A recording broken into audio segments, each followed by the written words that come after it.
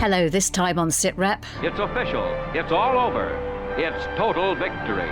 80 years since the surrender of Japan brought an end to World War II, we focus on the key role of one extraordinary British military leader, how he turned defeat into victory, the lessons from his failures and successes, and why he's widely regarded as Britain's greatest general. Oh, General Slim, he was marvellous.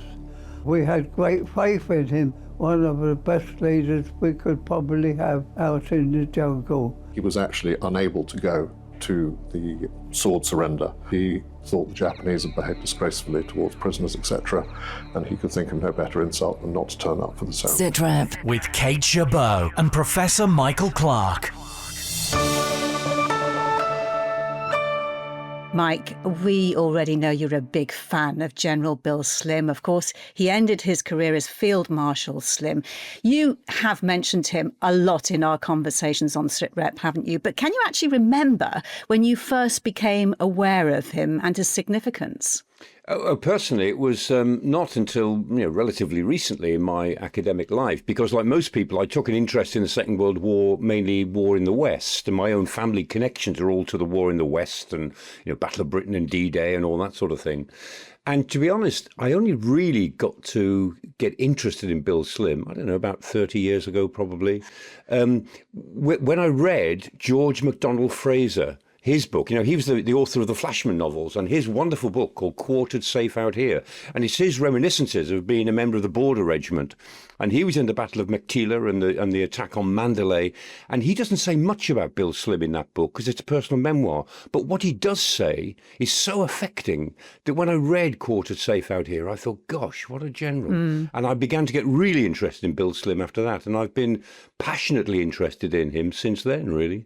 And I love the way, Mike, you say only 30 years ago. That's not bad going, let's say.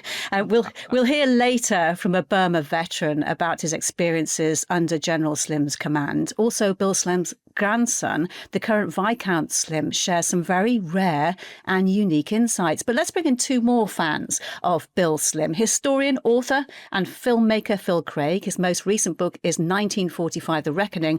And military historian Dr. Robert Lyman, who served for 20 years in the British Army and who successfully argued the case for Bill Slim as Britain's greatest general at the National Army Museum in 2011, although Slim did hold first place in the poll jointly with Wellington. Welcome to both of you. Great to have you on Sitrep today.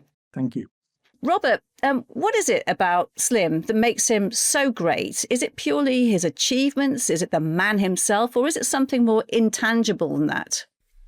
It's two things. First is that he was a great soldier. He understood what soldiering required. He loved soldiers. He loved soldiering itself. He was, the epitome of a really good soldier. That's the first thing to understand. You can't be a great tactician and a great strategist and achieve great things in war unless you really understand who you're dealing with, both on your side and on the enemy side. But in addition to that, he was a really good tactician. I would say he was very good at the operational level of war. He knew how to fight wars. He knew how to identify the enemy's weaknesses and to exploit them. So there was really good stuff about him, his personality and his ability to understand soldiers. But there was also a very significant part about how he thought about warfighting. And Phil, having just written a book-length account of the end of the war in Asia and its results, how important an historical figure is Bill Slim and all of that? Hugely. Michael mentioned Quartered Safe Out Here, which, of course, I'm sure we've all read.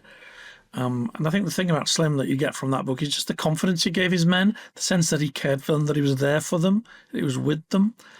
And I think the thing that we haven't touched on yet, which I think maybe is a secret of his success, is that he didn't just re-equip an army. He remoralized an army. I mean, this was a beaten army. This was 1942 is one of the great British defeats of the Second World War. It just about holds together, but it's kind of a jungle Dunkirk. They're clinging on by their fingertips. And there's a sense that their enemy is somehow invincible, that their enemy has this strange, almost biological connection to the jungle, and that we, the British or the Indians, we're all at sea, we're lost. We can't fight this kind of war against these kind of men. And by a series of brilliant tactical innovations, by an incredibly rigorous training program, which the Auchinleck also plays a big part in, this army is turned around. And I think turning around a defeated army into a war-winning machine, so that by the time we get to quartered safe out here, those guys, they don't think they're going to lose. And that's an amazing achievement for any general, I think. Yes, Phil's absolutely right. But we need to remember that nearly 90% of his soldiers were African and Indian. And the fact that he was able to create a relationship with Indian soldiers and that they followed him, this whole idea of Bill Slim being Uncle Bill was actually a Hindi phrase, Cha-Cha Slim Saab, that came from his Indian soldiers rather than his British soldiers. And that's a really, really powerful dimension to this story. Yeah, we'll talk about that a little bit later on in this edition. And if there is one illustration of Bill Slim's historical importance, it is his presence at Japan's formal surrender in Singapore. Now, we know this because we've seen the seating plan for the signing ceremony. His grandson, Viscount Mark Slim, has just given our BFBS Forces News colleague Tim Cooper a very rare guided tour of some of the artefacts that the family have from his career. That is the seating plan, with all the Japanese generals lined up here and all the Allied commanders down here.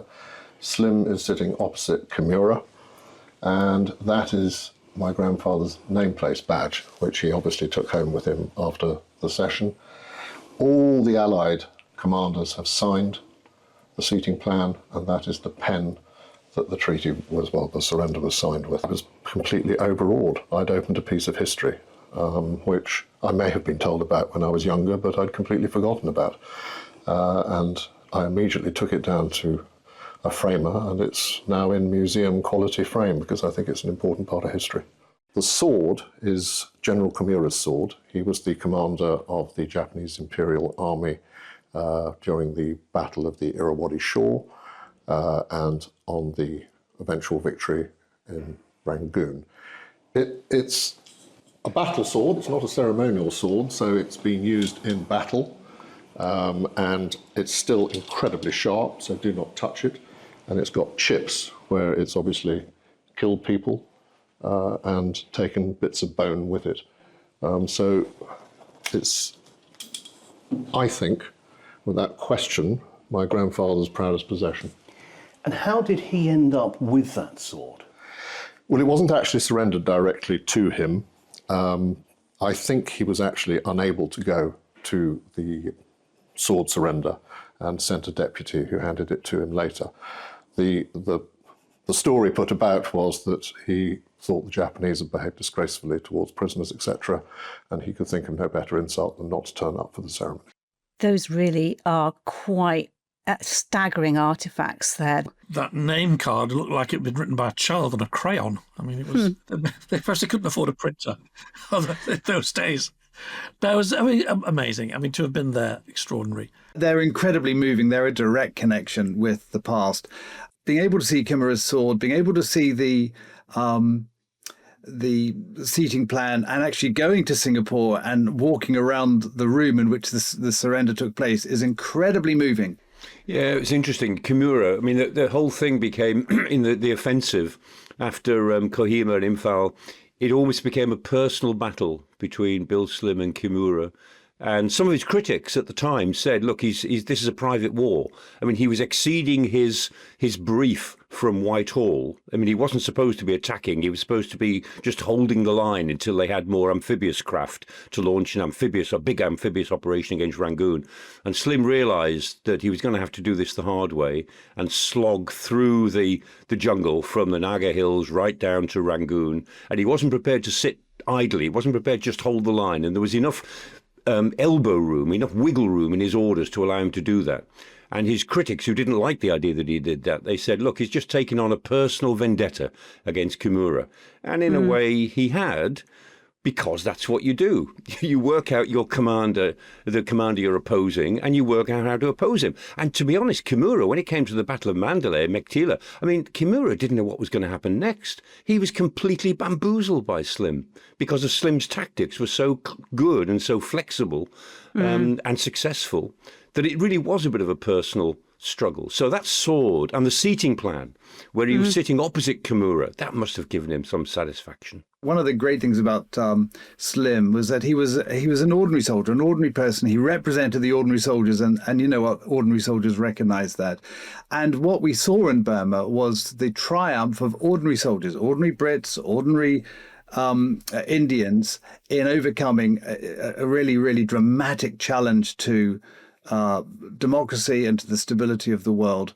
I think one of the challenges that we have is to remember why this victory was so important in 1945 and who secured it. It was a people's war, and people's generals won this war for us, and that's why we need to remember it. I think one of the characters I write about, Rob's already mentioned the importance of the many thousands of Indian volunteers in Slim's army. One of the people I write about is a man called Colonel Timmy, becomes Chief of Staff of the Indian Army after independence. He goes to Singapore for that ceremony. And I think they all felt that it wasn't just the end of a war, it was the beginning of a new world. Yes. That they'd fought for. And some of the people are fighting for maybe quite complicated reasons. Certainly by the end, I think a lot of the Indian soldiers thought they were fighting as much for independence as they were for beating the Japanese. And of course, perhaps the one thing couldn't happen without the other. But don't forget, they were also fighting other Indians who had allied themselves with the Japanese. So the story of the campaign in Burma is the story of two Indian armies, one bigger than the other, but it's politically rather significant that certainly when they went to Singapore, they were thinking this is the beginning of a new world. You were completely in agreement with this idea of the beginning of a new world, Robert. Definitely, absolutely right. I mean, it's very, very interesting. People could feel it in 1945 that they were fighting to remove an impediment to a new world based on the Atlantic Charter. This is really, really important. I think we've forgotten this today. In 1941, Roosevelt and Churchill agreed, much against Churchill's inclinations, I think, but they agreed a set of principles that framed the future world, which allowed people of every nation to choose their own governments. And of course, that's all fine and dandy in a democracy, but what about the colonies? What about India? And Indians were talking about this through 1942 through to 45, saying, well, we want to have a part of this as well. And soldiers, ordinary soldiers, were joining the Indian Army to fight the Japanese. And I've interviewed many Japanese soldiers who've told me this, in order to be able to present a new world in which they could achieve independence. Not independence at the end of a gun, but an amicable separation, a parting of the ways with Britain. And that was achieved. And I think that's the great triumph of 1945. It's the great triumph of the defeat of the Japanese, that the Japanese effectively were trying to impose another form of totalitarianism on Asia, and that was rejected by Asians. So we'll cover the how in a bit, but let's focus in on what Bill Slim did that contributed to victory over Japan. Mike, can you just give us a very potted history of Bill Slim's campaign? He summed it up in 3 words on the cover of his memoirs: defeat into victory. Yes, I mean, he's brought into the campaign as a corps commander when the British or the Burma army is withdrawing, longest withdrawal in British military history, 1,000 miles up to Tammu on the Indian border, complete defeat, as Robert said. I think it was a sort of Dunkirk. And the soldiers that he brought in, he was in charge of the rear guard. The soldiers he brought in, he said they were like scarecrows when they got to Tammu, but they were still in their units and they still had their weapons with them. And his army of scarecrows cheered him loudly when they paraded a couple of days later. And he was baffled by that because it was a defeat. But he learned from that, and he was given the 14th Army, he was given the Eastern Army, and renamed it the 14th Army in November 1943.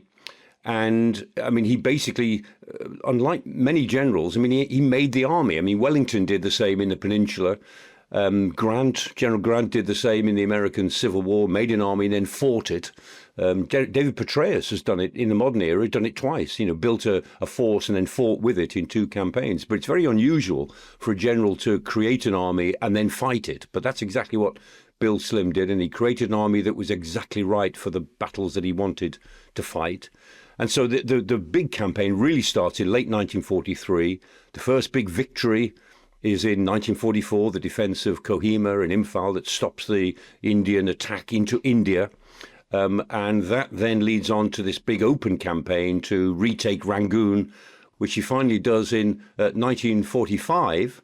just as the war in Europe is coming to an end. So the great victories of the 14th Army were always overshadowed by the bigger events that seemed to be going on with the Normandy invasion and the surrender of Germany through from the autumn of 1943 to the summer of 1945.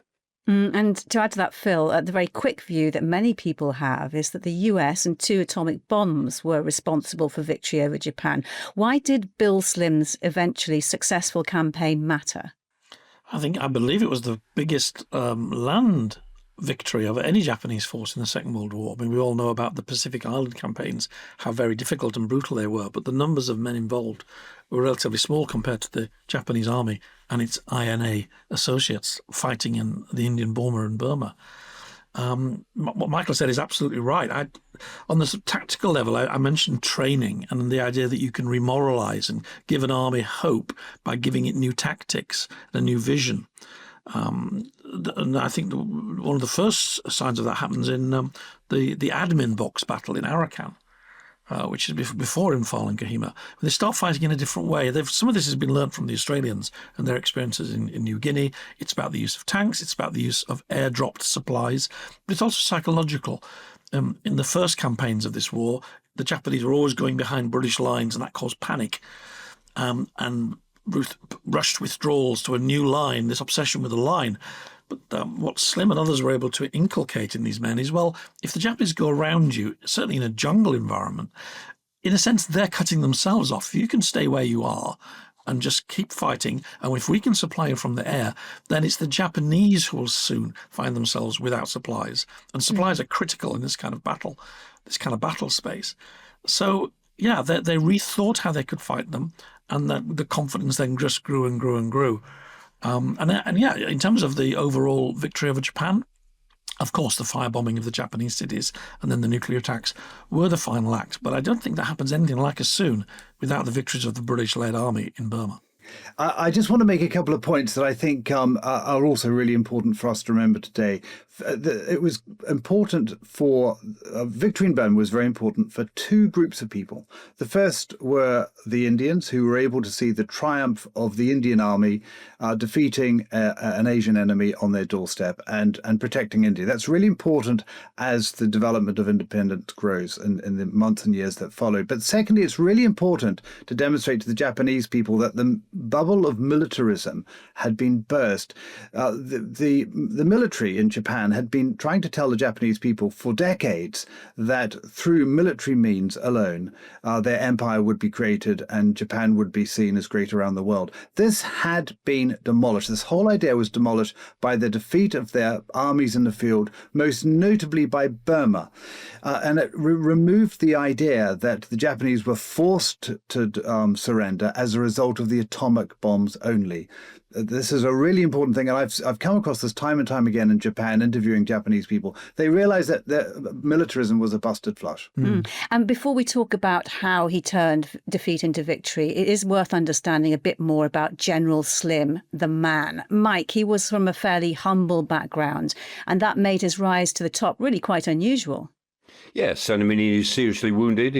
First of all, in the Gallipoli campaign as a young officer, and then seriously wounded again in Mesopotamia and then in Africa. I mean, he was somebody who had lived through campaigns and failed campaigns as a young officer. He was somebody who, as a mid-ranking officer, felt that he had failed. I mean, he was very hard on himself.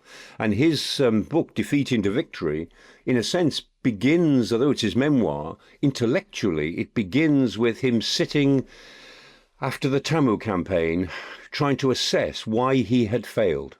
And not many great commanders would start from the position that I have failed, what do I need to do? But that's what he did. And he had that ability. It wasn't just Slim the soldier that we've talked about. It was Slim the man. He was without ego. I mean, Montgomery had a pretty good understanding of soldiers, but Montgomery was also afflicted with this enormously fragile ego and this huge arrogance. And Slim wasn't burdened by any of that. I mean, he was a very impressive man, as well as being a very impressive general and an impressive soldier. Mike, you mentioned his injuries. I just want to play you another part of our personal tour of artefacts with Viscount Mark Slim. His dispatch case that he took everywhere with him, it had his correspondence in it, it had all sorts of things in it. I've got this wonderful 14th Army telephone directory, which was for the staff, which has Grandad at the top. His number was Mudford 9. And then I found a quite extraordinary thing in here. This is his compass box, but it doesn't have a compass in it. It has a bullet from a Fiat fighter, an Italian fighter.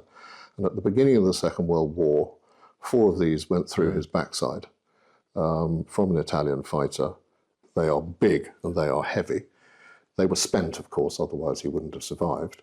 But he picked one of them up off the ground as he was being put on the stretcher and taken away. And he spent 10 weeks lying on his tummy. He was very severely wounded. Wow.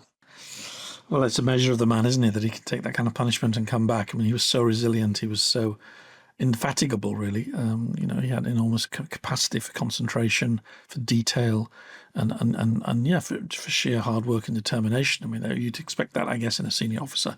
But I mentioned earlier, not many in the Second World War, especially. The politicians in London were often very quick to change generals if things didn't go perfectly well very quickly. The Desert Campaign, of course, was famously afflicted by this. And for some reason, Slim escapes. Maybe that's because it was a little bit of the forgotten army.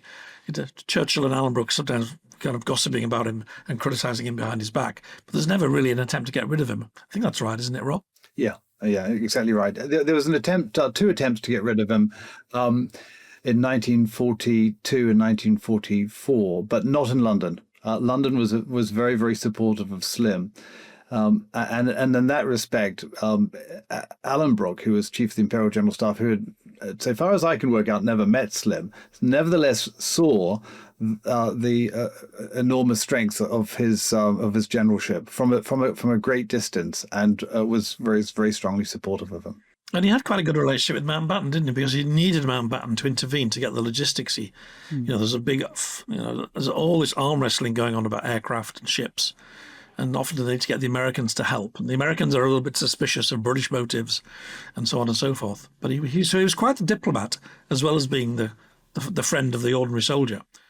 And one of the extraordinary things about Slim was that actually he, above him as the 11 Army Group commander, was General Sir George Gifford, who was a kindly old gentleman, says Slim in his memoirs, but he was his boss. And yet the reality is the core relationship in 14th Army was not between Slim and Gifford, and then subsequently Sir Oliver Leese, who had been commander of the 8th Army, but as you quite rightly say, Phil, between Slim and Mountbatten. And there's some very, very interesting reports that were sent back from SEAC, which Mountbatten commanded in 1945 to London, that had Mountbatten's signature.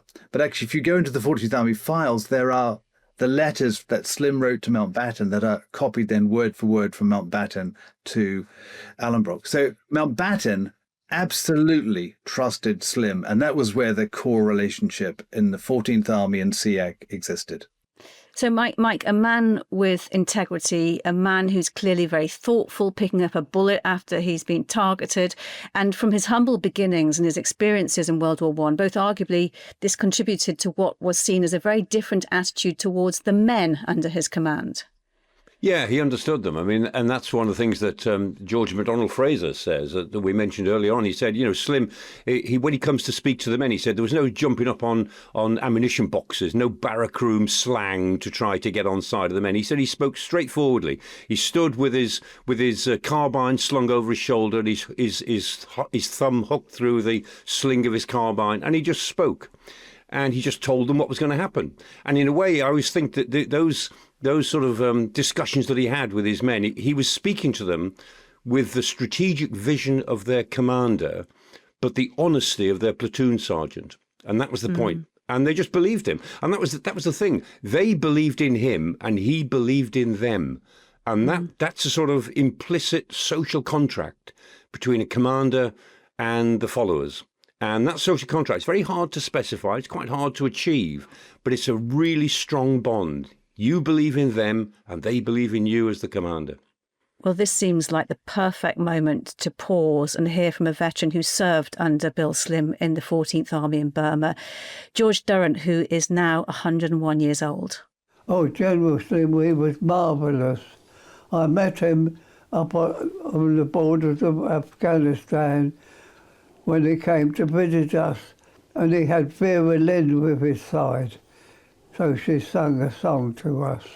What was it about General Slim that was so admirable? Well, he was so particular and so very special. I don't know how else to explain it, but he was really wonderful at his job. And he really valued his troops, didn't he? He did, yes. Oh, yes. We had great faith in him. We know that he was one of the best leaders we could probably have. Used to wake up in the morning and think, oh my God, here we go again, there's no escape.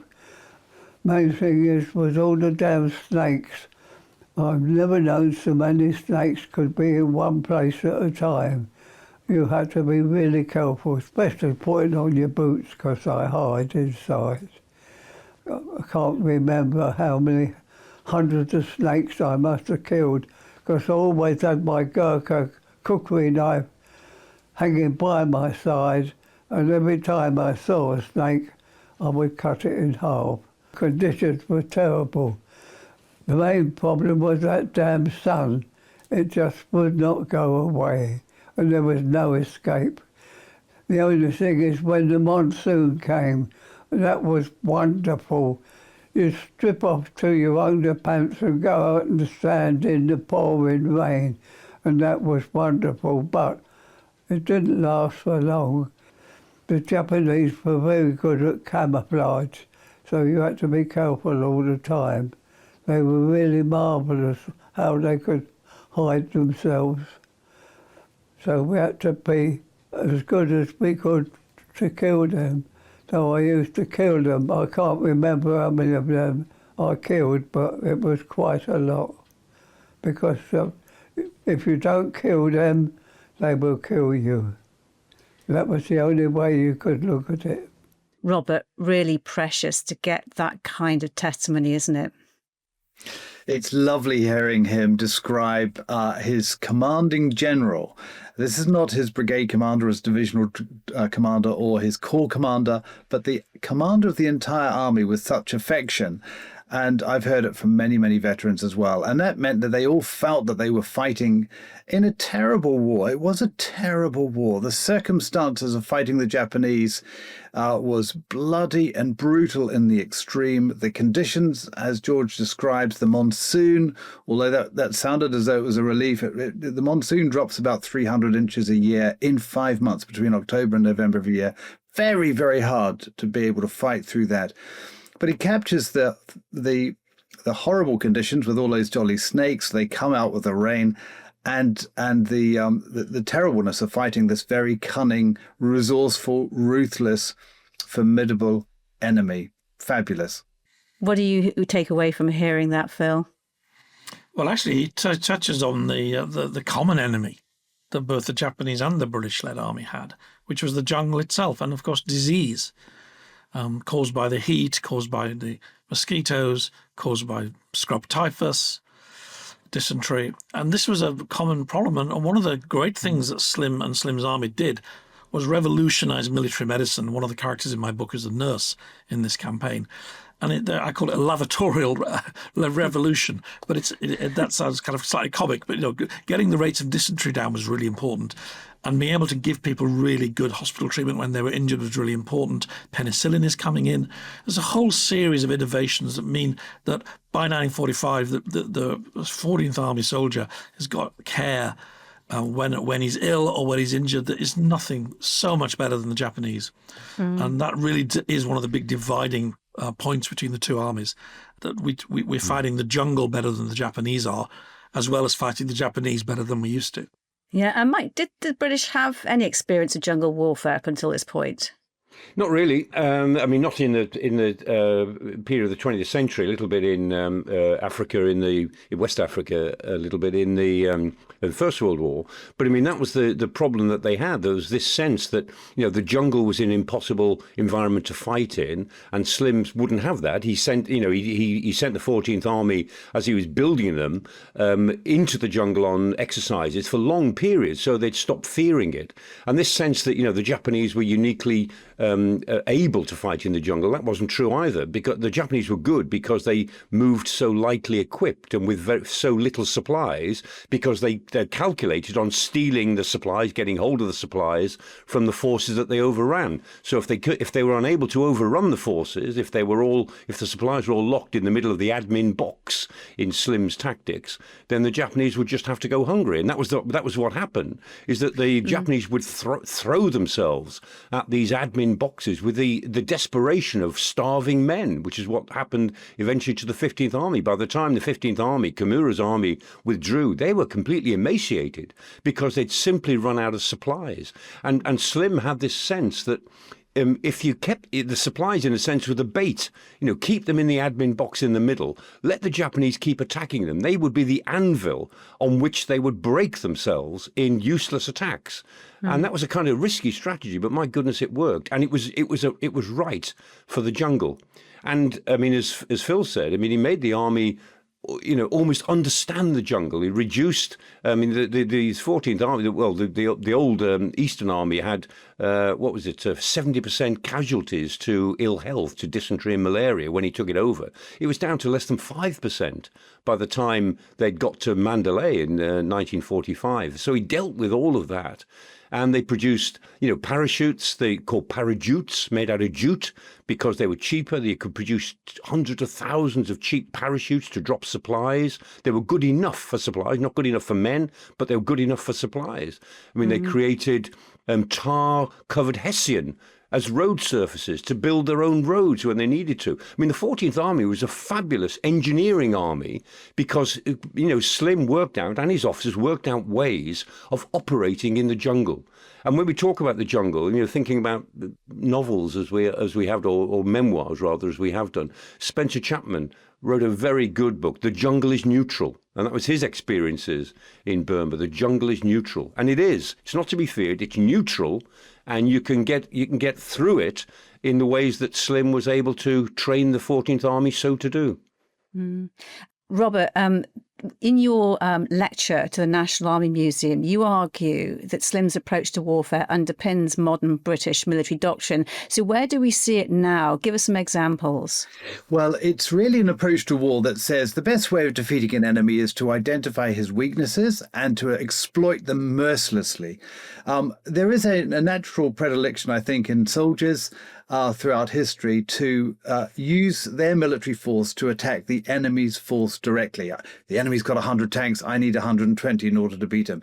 Slim proved that theory to be complete nonsense. He said the best way to kill a tank is to attack its fuel bowsers. And today we call that doctrine maneuver warfare. It's not necessarily about moving, although it does include that. It means about thinking about how best to move your forces to a point of advantage over the enemy. And it's good doctrine. It's good practical stuff from an infantry section when I was an infantry platoon commander. This is exactly what you did. You tried to identify the best ways of overcoming the enemy, and you do that at brigade, divisional, corps, and army level as well. Slim did this intuitively. I mean, I've argued in the past that he was never a theoretician of war. He didn't write like Little Hart or J.F.C. Fuller, didn't write big books on doctrine, but he practiced it in battle against the Japanese. And Mike was talking earlier about this fantastic Battle of Mandalay and Mekhtila in 1945. It just brought out all these virtues perfectly. Slim persuaded Kimura that he was going to fight on the northern side of the Irrawaddy. He didn't. Half of his army he sent to the south, and he attacked Kimura's weak underbelly, and it completely discombobulated the Japanese. And Kimura himself, after the war, said it was the key strategic masterstroke of the Second World War. We've forgotten that. The Japanese didn't forget it. They were quite impressed with Slim. Yeah, and Mike, that's what you cited as one of the deceptions of the greatest of all that Bill Slim actually conducted. Yeah, I mean, I wouldn't go through it again. I mean, Robert's just described it, really, except to say that Kimura, first of all, set up a trap for Slim. As he was approaching Mandalay from the north, Kimura tried to lure him into a trap, and Slim was initially tempted, and then he realised it was a trap. And he did a double bluff. So he pretended that he was falling into the trap. He sent one corps to the north in a noisy diversion as if he was falling into the trap. Then he crossed the Irrawaddy further south in a genuine crossing, which was pretty expensive, but nevertheless got across. But the real crossing was 70 miles further south to Mektila, and he sort of came at Mandalay from the south. But what was the essence of all of that was that he let Kimura think that his trap was working. And so it was a double bluff. And Phil, we mentioned a little bit earlier about how important Slim's approach was in commanding a very diverse army in the 14th, made up of many different nationalities and backgrounds. How did he achieve that? I think he was known. It's funny, I spent a bit of time recently with a man who's been all over the media in the last few days, Yavar Abbas, who is a 104-year-old veteran of Slim's army and actually knew my hero, General Timmy, and knew him personally. It's an extraordinary thing to, when you've written a book about somebody, he's been dead a long time, you meet somebody you knew him who happens to live about 5 bus rides away at Feltham, which is extraordinary. But he wasn't always very positive about some of his own commanders. He said they couldn't wait to get them out of the country, because they were all quite passionate about independence. But he felt that Slim was different because he just didn't have any kind of side of kind of racial prejudice. He seemed to be like a man of the future. He saw him as somebody who was more concerned about winning a war than protecting the Raj. And he just managed, whether it was sincerely meant or not, he managed to persuade those Indian troops and African troops that he was their general too. And that it wasn't noblesse oblige or condescension. He was of the Indian army and loved it. It loved its traditions and loved its men. And of course, most of those men were Indians. And we shouldn't forget, all volunteered. All of them were volunteers, biggest volunteer army, I believe, in history. Yeah. And many of them were tempted to follow Bose. Some of them did, but almost all of them didn't. And that's to a large degree because they trusted Slim. Yeah. And given how bad things had been in 1942, that's an amazing achievement. Yeah. 42, there is the Quit India campaign, the biggest act of insurrection against the Raj really since 1857. And yet, even after that, and after the Bengal famine too, Slim manages to motivate all these many hundreds of thousands of Indians to trust him and believe in him. And as I discovered with Captain Abbas, they still do. Let's just collect some final thoughts from all of you and the keys to his success. What to you is the most important single lesson today's military commanders could and should learn from General Slim? Can I ask you first of all, Robert Lyman? Oh, what a question. Well, the essence of Slim's success was he was able to identify spiritual, material and intellectual reasons for fighting the Japanese and persuading his Indian and African British soldiers that what they were fighting was right. They were on the right side of history, that the army, that he, Slim, would support them every way he could, and they weren't on their own, even though they felt a long way away from home. And that they would work out ways of defeating the Japanese. They could get better at it. So those 3 things are fundamental, and every general needs to have them in his knapsack or her knapsack. Well, hard to follow what Rob said. Persistence, imagination, empathy. I think of all those things, maybe persistence is the most important. He kept going through all these disappointments and always with a positive idea of where he was taking his men. And eventually they came to buy into that vision, believe in that vision, and they then would proselytize for it themselves. So yeah, you spread good vibes, to use the modern expression, through your units, through the officers, through the men, through the NCOs, by a permanent example of persistence and optimism yourself. And he did that very, very well. Mike, the most important single lesson today's military commanders could learn from General Slim? Yeah, it comes down to the nature of that army, really. I mean, the 14th Army was the last, the biggest and the most successful of all Britain's imperial armies. So, 1 million men from 20 different nations, 100 different languages, 30 different meal plans every day. And that army became an army that was well commanded. So the lesson was to create an army which can be led in the way it deserves to be led. This has been a fascinating conversation. I thank you all very much for your time. Thank you, Mike, Dr. Robert Lyman and Phil Craig. That is all for now. Professor Michael Clarke and I will be back with another Sitrep next Thursday. Before then, head to the BFBS Forces News YouTube channel. There you can watch Tim Cooper's full personal tour with Viscount Slim of General Slim's artefacts. And we'll leave you now with one final artefact from that tour, a copy of Field Marshal Sir William Slim's memoirs, Defeat into Victory. From me, Kate Gerbeau. Bye-bye. About 9 months before my grandfather died, I went into his drawing room in Windsor Castle, and he was sitting at his desk. I'd been asked to go in to see him, and he had this book, and he finished writing a letter to me inside this book, and then he stuck it in his book and gave it to me. And it says, it's dated the 30th of March 1970. And it says, "Mark, when I was a boy, I always wanted to be a soldier, and after many years I became a general. I wrote this book, and when you grow up, you will perhaps read it to see what it was like to be a general in war. With my love, Grandad."